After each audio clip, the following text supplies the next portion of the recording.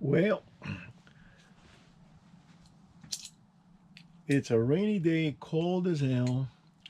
Stopped raining just about 10, 15 minutes ago. And I got some good news, and that calls for a celebration. I'm going to smoke a macanudo, handmade, imported. It's hand rolled. I always buy the handmade. So the good news is I got a hold of the mechanic that he's been trying to have time for me, and ah, thank you. You'll get a raise. Yeah, I'm still waiting. I always tease her. Salute.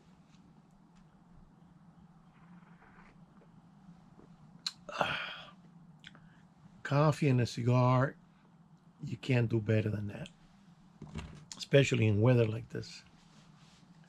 Of course, some people rather have scotch or whiskey. But anyways, going back to the boat, the guy calls me and he says, "Hey, I might have some time tomorrow." And I said, "Well, what time?" He goes, "Around 4 or 5 o'clock." And I said, "That's kind of late." He goes, "Well, that's it. If I got like a 2 hour gap there." So I said, "All right, I'll be there." So I drove down and stayed there for the afternoon. It so happened there was a nice sunny day, and that was the last sunny day of the week because it's been raining before and raining after. It's going to be raining tomorrow. So I explained what the problem was and what I thought the problem was with the engine. And he says, "Okay, well, let's check it out." So he started doing his thing, and he took out the spark plugs, and he looked at them. He goes, "Okay, the spark plugs are bad. They're old." And I said, "Now, really? I think I changed them." Keep in mind that I don't run this boat, constantly. I go and turn out the engines and warm it up, make sure the oil is circulating on the engine, give it maybe 5 minutes, and then turn it off. So why would the spark plugs be worn out? Well, I think the last time I changed them, they were about 5 years ago. But this is, remember that I'm not driving this like a vehicle that every day you're putting miles on it. So I figured 5 years is nothing. But he told me that I should get new spark plugs. All right. Then he checked the rotor cap. He says the rotor cap, it's past due. Change that too. So, all right. He looked at the rotor, and I said, "Well, the rotor's new. I put it there about last year. It's got a year on it." He goes, "Well, if you want to change it, you could, but let's see, And then he says, "Okay, um, try to start it." And it was almost starting. So he says it sound, and it was backfiring, getting a lot of backfiring on the carburetor. You see the fire, but it's got the spark arrestor, and it's not going to do anything. He says it sounds like you have an issue with fuel. Either you got water in the fuel, the humidity, the ethanol goes down to the bottom, and that's what the pipe picks it up, pumps it up from the bottom of the tank. He says you could have water in the fuel, and I said, "Well, I got a water filter." And he said, "How old is that?" And I said, I don't really keep. I should have a log with all the stuff, but I know I replaced it maybe 2 years ago. I'm gonna check on that. It might be, that it needs it. But so then, okay, so we went through a few things that needed to be changed. I'm gonna do a test with a gallon on the side, put the hose directly there from the pump, see if with new fuel it'll run. And then he says, and then I said, "Okay, now that you're here, why don't you do a compression test?" Because I wanted to make sure. And I said, "By the way, About a month and a half ago, I came down here with a friend, took out the spark plugs, cranked it, and put cardboards on the side of the where the spark plugs were in the holes, and two pistons spitted out water. So I said, I think a head gasket, it's leaking into the cylinder. So he said, okay, let's crank it. Put the hand there, cranked it. Nothing came out. Nothing came out 2 weeks ago. So I don't know if that was a fluke or what the hell was it, or maybe it was leaking and now it's sealed. So I said, I might need a head gasket. I said the engine it overheated a little bit because I got salt and I cleaned it. After I cleaned it, all these problems started happening. And I said, okay, now you're here, why don't you do a compression test, because I want to make sure the pistons are okay before I start taking it apart to take the heads, get it checked, and buy the new gaskets, because I'm gonna have to do it. I can't be guessing if it was sealed and then the seal broke and then it sealed again. Yeah, I can't be doing that. I have to make sure I got new stuff in there, so I'm gonna take it apart. But before doing that, I wanted to know if the pistons were good or bad. If they were bad, then I was already planning on pulling the block out. I already called the yard. The yard said you don't need to bring the boat up.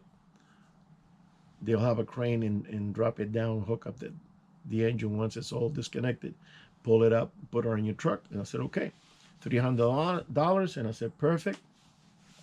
It's gonna cost me more if I have to haul the boat out. So anyways, we started doing compression tests one by one. And it was amazing to me. I wasn't expecting this. All of them came out 180 foot-pounds of pressure. And I'm going for an old engine. I mean, this is 1996. I said, that's not bad. 180. I thought it was going to be 120 or 135. It's 180, 180. One went up to 183 because you have to crank it so many times. And then one time he says, let's just crank it to the max. Let's see how it goes. One of them went up to 185. It could have got up to 190 if I would have done all of them. I said, you know what? That's perfect right there. Leave it alone. So he told me your engine, you don't need to pull the engine. So that's a good news. That's why I'm celebrating, because I'm saving a ton of money.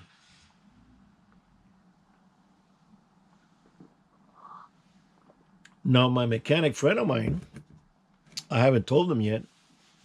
He hasn't done a single evaluation or diagnostics on the engine, but he's very opinionated. He said, no, I seen these engines go bad like that, and your rings are shot. And I said, well, how can you say that without really testing it? No, listen to the way it sounds. And, he's making all kinds of cute, because, of course, he wants to make the money. He said he was going to charge me $700 to pull it out, $700 to reinstall it, and take everything apart. And I said, let's wait. That's going to be the last recourse. Let's wait until everything is checked out, because I have to do things by the numbers. I just don't go, oh, the engine shot, yeah, you yank it. No. So he was telling, oh, why don't you buy a new engine? I said, dude, you think I'm Rockefeller? You're looking at $8,000 by the time, and that's cheap, because I heard they go up to 12,000, by the time everything else. And I said, no. I don't want to. If the engine doesn't need to be pulled, I am not pulling the engine. So now this guy last night, because he stayed until 8 o'clock almost, he confirmed that the engine has 185 pressure per piston. They're pretty even, which is very important. Even if one of them was a little low, just say 10 or 15, it'll still be good. So now I got to concentrate on replacing all this stuff that I need to replace, and start the engine and see how it sounds. So I thought maybe the sound that it made when I cranked it the last time and ran that it kind of spooked me and I turned it off. It it made like a loud whistle, and that is back pressure. So I know that the head gaskets have to do with it, and I don't want to bend the rod or anything. But once I take it out, I have to get it to a shop and have it checked. Make sure there's nothing damaged. Make sure the heads are straight. Everything else. And I'm going to take a steel ruler and I'm going to check the block also. See if it's straight. Clean it very well. Buy new gaskets. And then I'm going to call this mechanic again. And I'm going to say, I want you to put the heads. Because that's what he was doing on an engine before getting to my boat. He put the heads on and I said, did you adjust everything? He goes, everything is adjusted. So that's what I need preferably is put the heads on and adjust the valves. Ran it and see how, So I got to do that by the numbers. Not just jump to conclusion and start yanking it out. Now, if the engine is burning a little bit of oil, I don't care. All engines burn oil when you get to a certain mileage. It's not smoking in the back, so it's not that kind of burn.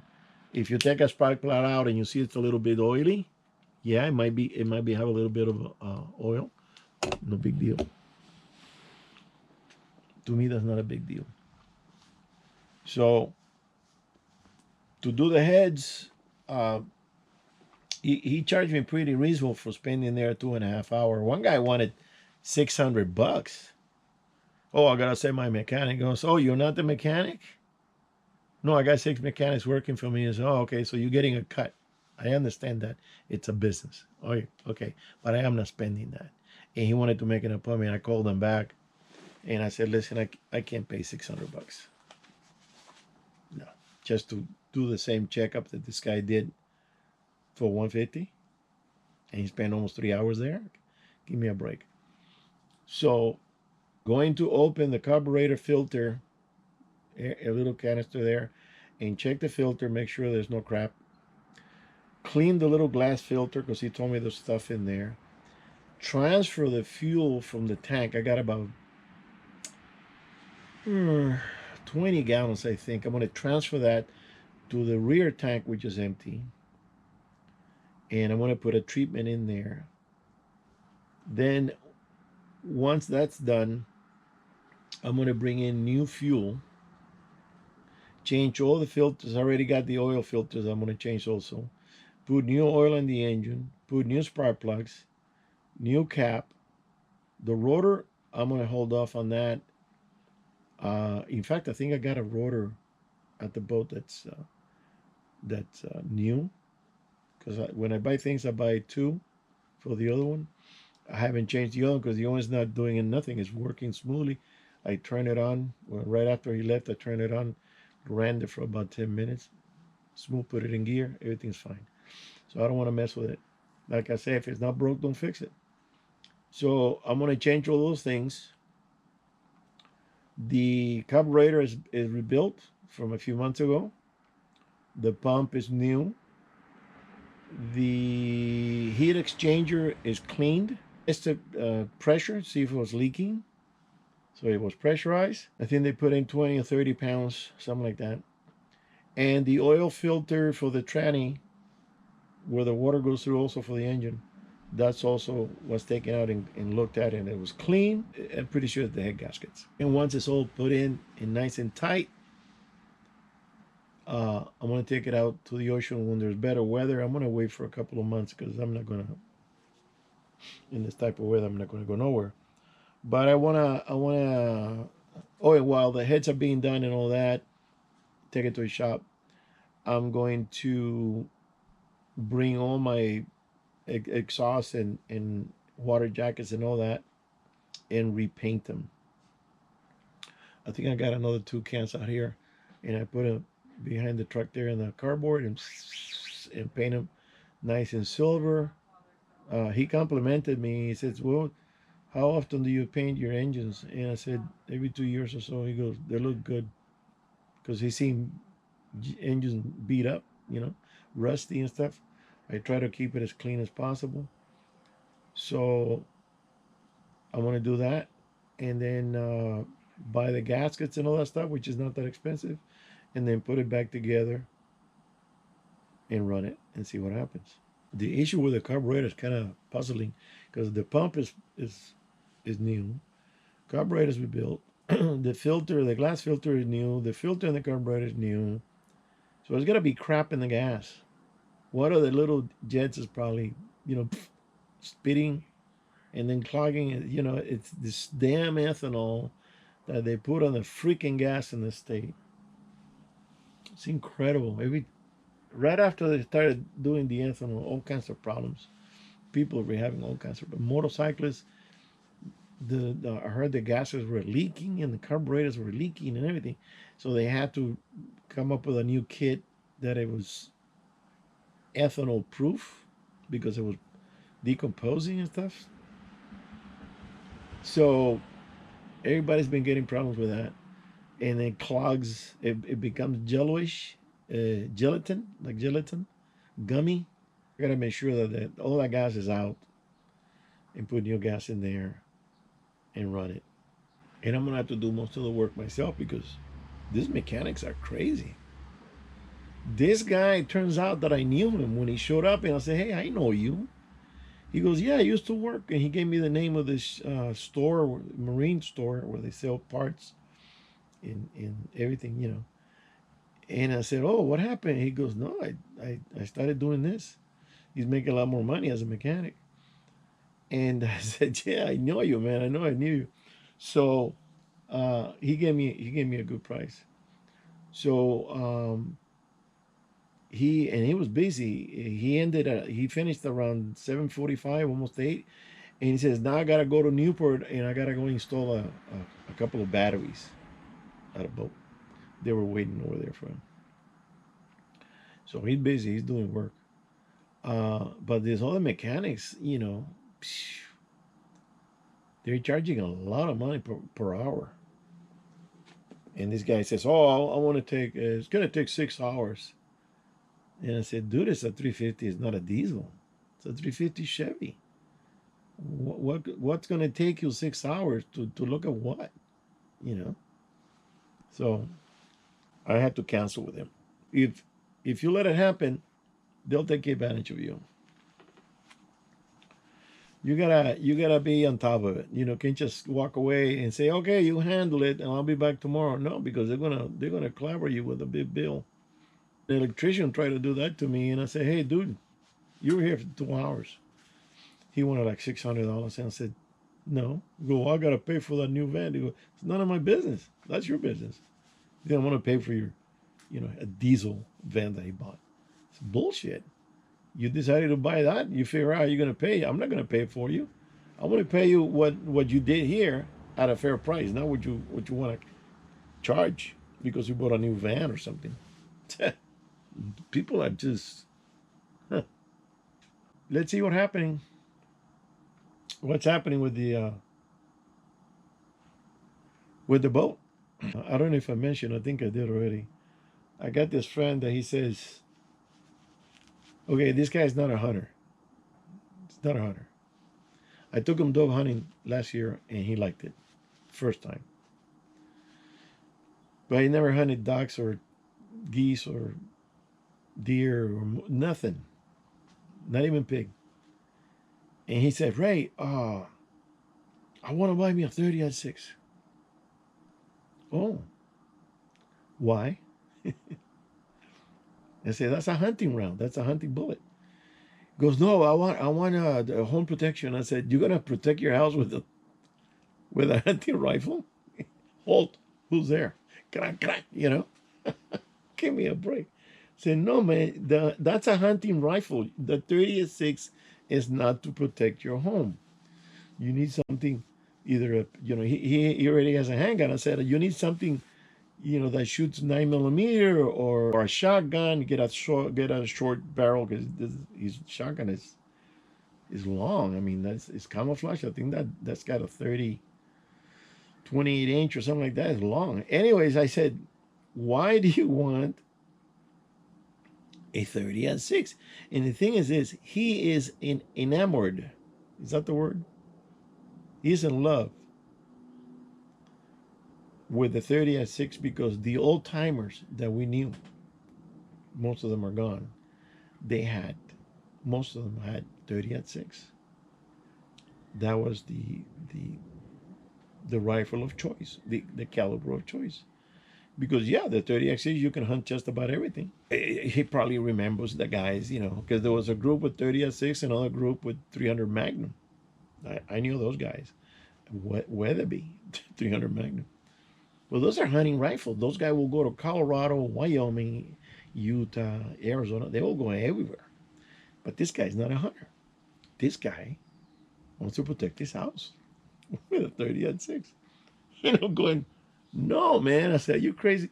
And I said, first of all, I said, okay, before, if he's insisting he wants to buy a rifle, right? I'm not going to talk him out. I said, okay, before you buy anything, let me take you to the range so you can shoot the 30-06 that I have, 308, 270, and see which one you like, right? Which one kicks less, which one it's easier to handle, and work the action and stuff like that. I mean, I don't have a 243. I think a 243 would be nice for him if he wants to plink around, but not for home protection. I said, what, the best thing for you is a shotgun. Get a shotgun, or get AR. Get an AR or get. There's so many variations of AR that I don't know them all. I'm not an AR expert. I know that there's Smith and Wesson, and Colt used to have it back in the day. DPMS. Um, there's a bunch of companies that I don't know, but I seen this guy showing this thing, and this is this and this is that with an upper and the lower, and yada yada. I say, okay, you want something like that for home protection, a short one so you can maneuver. Or I said, you know what, if you want to go cheaper, because these things are getting expensive, I said, if you want to go cheaper, if you can find an SKS, that's a nice little, the bullet's good. That's a nice little rifle. It's not going to kill you in the price because this guy's cheap. So you don't want to spend a lot of money. I don't know if they still sell those things. I used to see them cheap, and everybody had them on the rack. So I said, okay, when the weather's good and you have a day off, I'm going to take you to this store I know in Orange County. Because I took him to a store over here, the next city, but first of all, it was closed. It was a Sunday, so we couldn't go in. And they had a few things there. That's where I got the musket that I bought. And they had like 3 or 4 AKs. I would not recommend an AK. They're big and they're clunky, and I don't like them. I don't like them. I don't like that safety that you're actually scratching the metal. I just don't like them. I know it's a good, famous submachine gun or rifle, whatever you want to call it. Go with an AR. Now, there's another one he can do that shoots 223. It's the Ruger Mini 14. That's a nice little gun. I got a friend that has one in the 30 caliber. I think it shoots the, what is it, 739 by 62 or 52. It's an SKS bullet. It's an AK bullet. And he has that, and he has it in the 223. I'll ask him, see if he wants to sell the 223. Maybe he wants to get rid of it. I would recommend that, because the AR has more. You really gotta practice, and you gotta have muscle memory, and you gotta remember, where the safety and the release and the crank and all this. The Mini 14, you just crank, and the safety is right on the trigger, and you're done. You don't have to worry about opening it up and the spring and then no. It's a very simple rifle. I've shot it many times. I almost bought one time. And the one that he's got, my friend, I got that gun for him. And I remember we bought it at the store that I used to hang out all the time, and they offered me a job because I was there 3 times a week, and I would translate for the Spanish speaking people that didn't really communicate too well, and I would translate and say, "Hey, Ray, why don't you come work with us? Because you're always here and you're translating for these people." So I said, "No, man, I'm working in construction. I don't have time." But I enjoy being in the store. Those guys were cool. We went shooting out to the hills with a bunch of people. They took a Napoleon cannon, and they had a Czechoslovakian submachine gun, and they had all kinds of weird stuff. Those guys are gone. They're already passed. But that Mini 14, I remember that my friend paid $149. Never forget the price on that gun. $149. And he still got it. So I'm going to find out if he wants to sell it. Because right now they're going for, 5 years ago, and it was going for 6.5, 700, something like that. But this is old, so I don't know if he wants to sell it. Anyways, that would be the gun I would recommend instead of the AR. It shoots the same bullet. It's not an assault weapon. It doesn't have the features, because the features is what kills you. These people are so stupid. It's laughable. You get a gun that shoots exactly the same thing. It does the same damage. But because one has a pistol grip and it has an adjustable stock, it makes it deadlier. It's like saying, if you get run over by a pickup or get run over by an SUV, the pickup's going to kill you faster because it's heavier. If you get run over by the other one that's heavier, it's deadlier. It's the same mentality. Bunch of morons. So let's see what happens with this guy, because it's funny. It's funny. And the thing is this, he goes, "Ray, I wanna go hunting. I wanna go hunting." I said, "Not with me." And why not? He goes, "Because you think hunting, it's a day and a half. It's gonna take you half a day to get there. And let's say we leave on a Friday after work. I drive all night, hunt Saturday, and then Sunday morning he wants to come back." No, man. I need minimum 4 days. I go there a day before or 2 days to acclimate, to scout. I come here. No, I don't like it here. Let's find the other place. Go there. Okay, I like it here better. I got a good view. I'm going to stay here. I'm going to stand there. I'm going to hunt over here. I'm going to look. You got to look around. But he thinks it's like going to a store. You go in, you go out. You go, "No, bro. You want to go hunting, you're going to have to go hunting with somebody else, because I don't like your scheduling." He said, "Well, I got to go to work on Monday." And I say, "Yeah, I do, but you got to take a day off." So yeah, I understand he's got a very responsible job. But if you're going to go hunting, you're going to go hunting. Don't be thinking about work. So I like to take him. I got backpacks over here. He can put one on and follow me. Go in there, teach him how to hunt. But you need the time. You need to make time for that. You just don't rush it.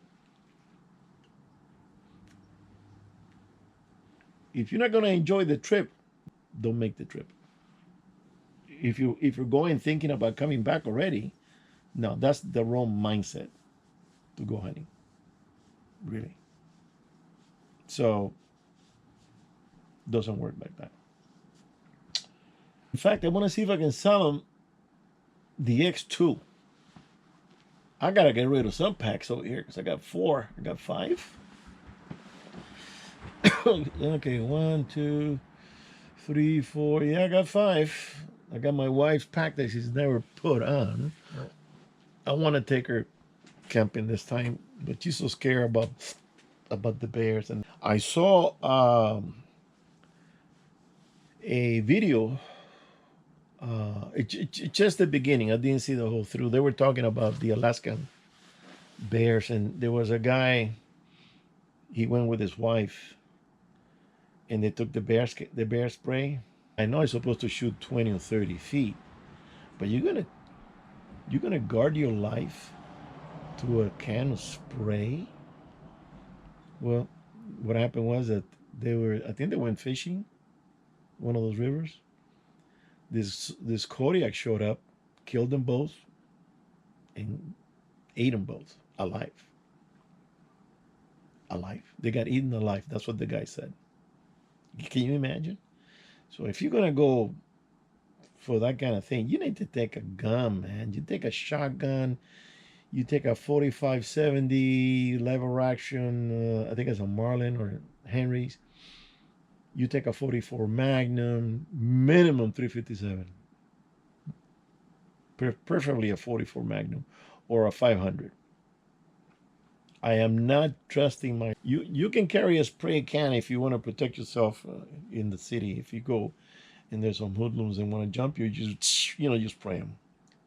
But with a bear, a Kodiak bear, a big brown bear, no. Maybe that'll work with a black.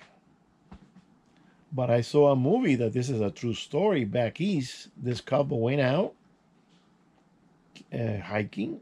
They took all their gear, and this bear attacked them when they were in the tent. It was a black bear. He started ripping the tent, and he grabbed the guy by the foot and dragged him out. And the guy was trying to operate the can, and the can wasn't working. It didn't work. I don't know if they got damaged when the commotion there. Maybe the tip came off, or I don't know what happened. Don't know what happened. What I know is that the can didn't work.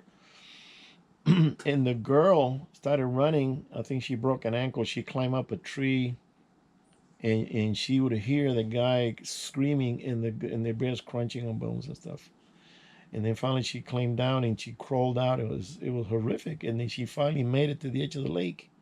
And looking back, constantly looking back over her shoulder because that bear could have come over, could have followed her, tried to kill her. And she finally made it to a canoe and left. She left everything behind.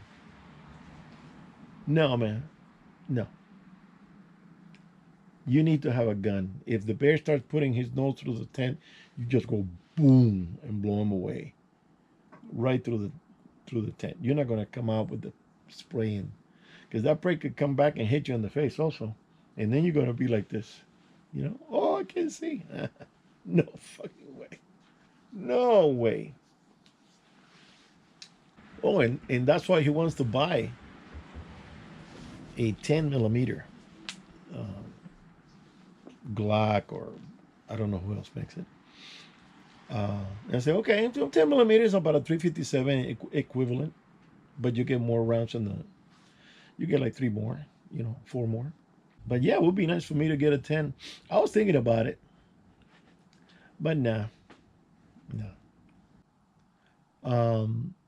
I was thinking of getting a 44 Magnum, but that's when the frame goes bigger and heavier, and then you need longer, because 3 inch is not going to be doing it. You need 4, maybe 6, and now you're looking at something like that. And I knew somebody that had one, and I shot it a couple of times, but it kind of kicks a little bit too much. Now, the gun that I really like shooting, and I was surprised, and this is back in the 70s. I'm going, what is this? And the guy tells me it was his gun. He goes, it's a 44. Plain 44, not a Magnum. And I'm going, man, this thing shoots nice. I'm going, boom, boom. It's like shooting a 38. So, but I don't know I have to look it up in my books. I don't know the power that it has, the punch, the penetration. I don't know nothing about it, but the 44, I don't know if they still make that bullet, by the way. Because some guys they had these old Swiss military rifles that I would shoot the Norma, the 7mm Norma. And one of them let me borrow the gun. And I went and bought a box. It was 7mm something. I don't know the rest of but I remember it was Norma. And I was cleaning up a few years ago. I was cleaning up. I had like 10 rounds or 12 rounds of the Norma, big ass case. And I'm going, are you kidding me? I still got this stuff. So I went to I went to a gun store and I said, "Hey, are you interested in this?" And the guy looked at it. He says, "Where'd you find this?" And I've had it for years. And I said, "Well, what do you want?" And I said, "I don't know. Give me a box. I'll trade you for a box of 308." You know, and I think I paid $5 or something like that. And we did a trade. I go, fine, you know, because I don't have the rifle anymore. But that rifle was tall. This thing was, you can rest your chin on the damn thing. But they would shoot far from one hill to the next, and they would hit the Norma, you know. But the 7mm in Europe is very, very popular because it's a good bullet. And they will come up with all kinds of that. Same thing with the 6. The 6mm is very popular. They shoot a lot of that caliber because for the animals that they have there, which I come to think of it, uh, do they have stag or do they have regular deer? I really don't know. I know they got caribou up north, but anyway, apparently it's enough to do the job. Boy, this macanudo is smooth as silk, no bite, no nothing. You know, I'm gonna look it up. I'm gonna look it up and see what a uh, Mini 14 goes for. The couple of years ago, I saw the French police. They had some situation in Paris that the French police was out there with their guns, and they were carrying Mini 14s in black stocks. It wasn't wood; it's just black. It looked good. I think it was stainless. It looked good. So I don't know. It could be that they're using the 30 caliber instead of the 223, but it's a good gun. It's pretty accurate too. You know, it's not a long range thing. It's more like an urban, ranch. Back when they started using that, it was for the ranchers that they would have a scabbard on the saddle and they would have that gun, and then when they would see a rodent on the ground, poking holes because the horse can break their legs when they step through those things, and then now you gotta shoot the horse, and then you're walking. So they will whip this thing out and go and shoot it. And it was a 223. They started with the 223. And then in the 80s, they came up with the 30 caliber. I prefer the 30, I think. Either way, that's a good short carabine for home protection. Uh, Not if somebody breaks into your house. For that, you need the shotgun. It's a lot better. It's for in case you got, like everybody talks about, when the shit hits the fan, and you got people on the streets breaking in your cars, and they surrounding you, and a bad situation, civil unrest, and then you need something like that. Look what happened in China, in Koreatown, when the riots happened. The guys had guns, and they were shooting back because the people went crazy. They were breaking into the stores and assaulting people and burning everything. So something like that happens. You need to have something to keep them away, far. Shotgun is not going to do that. Shotgun is from inside the home. The Mini 14 is for the outside. That would be my recommendation. Or get an AR. Just got to practice with AR. Learn how to take it apart, clean it, put it together, work it, because there's more to remember. You got the little clicker over here to close the action. You got the thing over here for the safety. You got to pull it back over here. You got the button for the drop magazine and things. So the Mini 14 is simpler to use. But the AR is going to be easily 1/3 more than a Mini 14. And if you can find the SKS, that will be even better. SKS, you can't go wrong with that thing. It's got good bullets, 10 round strip. You crank it back, you're done. And you got the little safety in the trigger, just like the Ruger Mini 14. I don't like the AK flip thing down. It scratches the metal of this. I don't know. I just never liked that. I would still go with the SKS instead of the AK because the SKS are rifle. In fact, the Chinese, I heard, the Chinese prefer the SKS than the AK, and the Chinese perfected the SKS. Heard that that one is re-engineered and smoother. It's better. Don't know if they still sell those things. Maybe if you go to a gun show, if we still got any gun shows here, because I think that there's one in Santa Barbara, Vegas, Arizona. The ones over here that I used to go in San Bernardino, that was the biggest one ever. That thing was huge. Yeah, they had military trucks, they had troop carriers, they had cannons, they had it was a huge show. They had an area was a lot of cowboy stuff, and another area was hunting, and it was all mixed. And then they had you can find anything. You can find anything. Well, that got shut down because of L.A.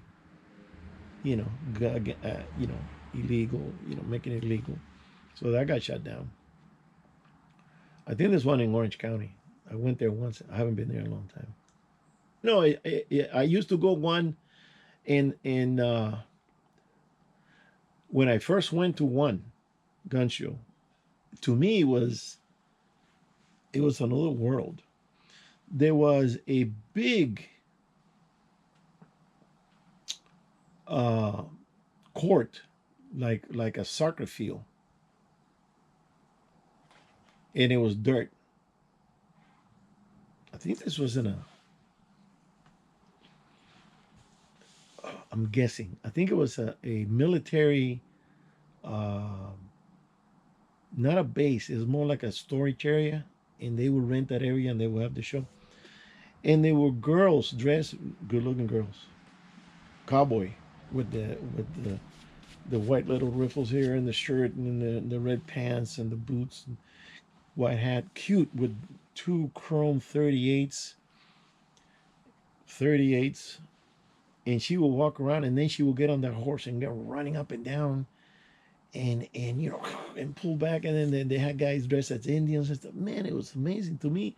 I was young, and that impressed me the hell out of me.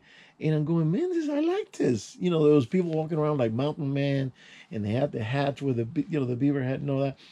And I'm going, how come there's no more of that?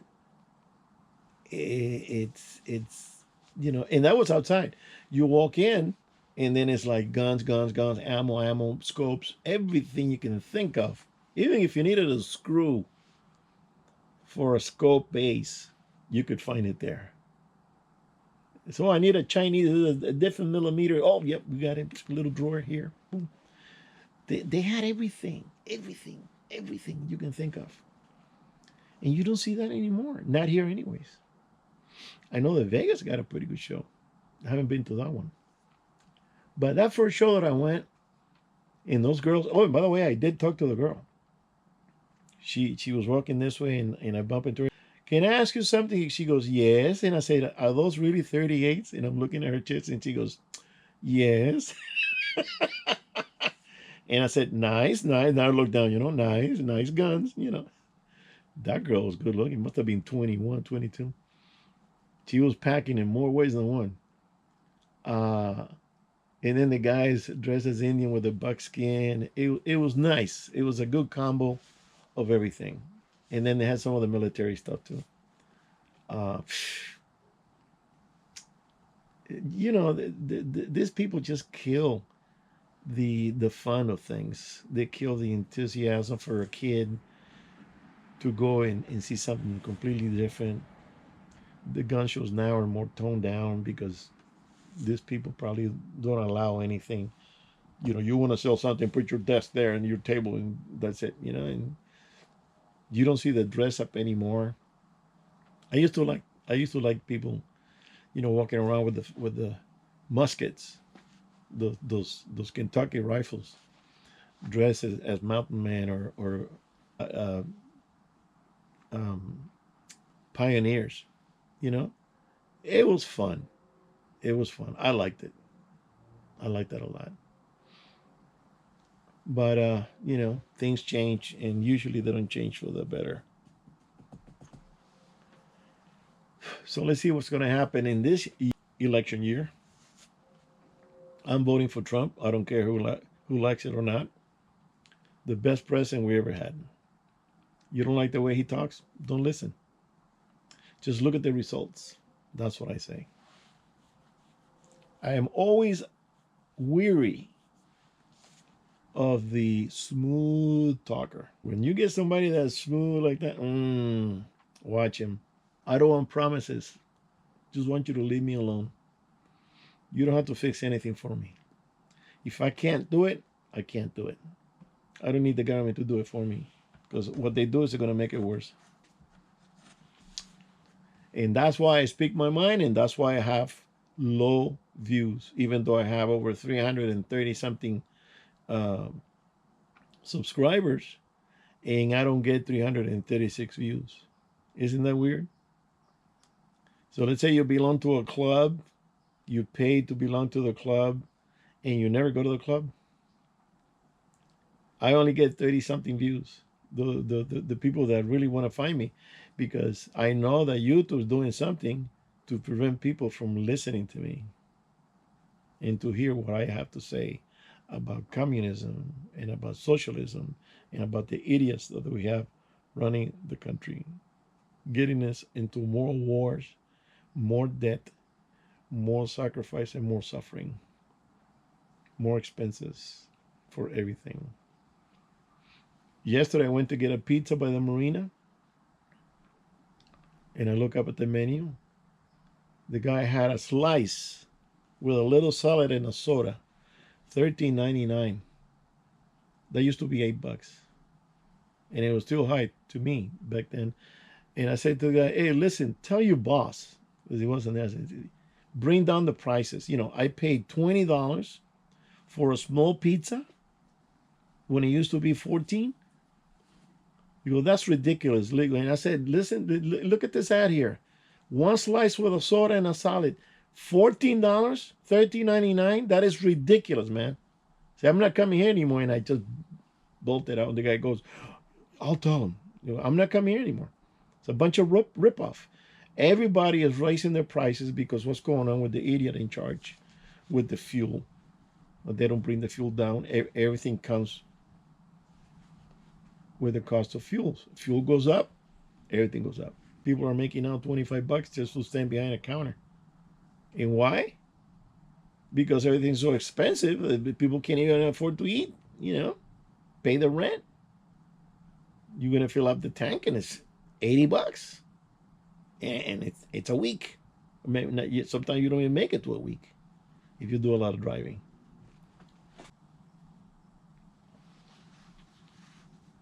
We'll see what happens. We'll see what happens. All right, guys. Man, it's getting cold in here. I just opened the garage so the smoke goes out. All right, guys. I'm going to let you go. See you on the next one.